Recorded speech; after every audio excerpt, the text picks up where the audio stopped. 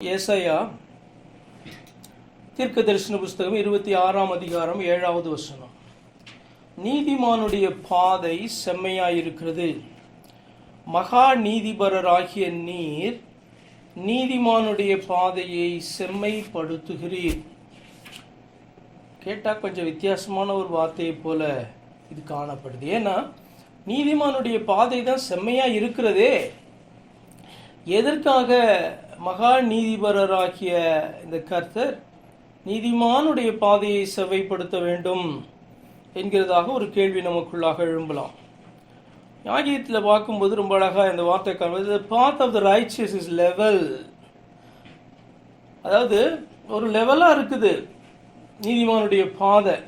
தொடர்ந்து அந்த வார்த்தை சொல்லுகிறது, you the uprighteous one, அதாவது upright one, அதாவது கர்த்தர் உன்னதர் என்று சொல்லி அர்த்தம். Make the way of the righteous smooth.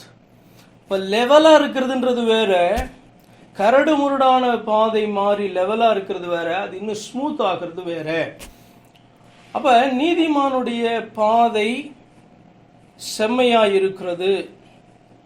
அவன் தன்னுடைய வாழ்க்கையை அவருக்கு முழுவதுமாக ஒப்பு கொடுக்கும்போது அவனுடைய பாதையை இன்னும் ஸ்மூத் ஆக்குறாரு என்று சொல்லி அந்த வார்த்தை காணப்படுது.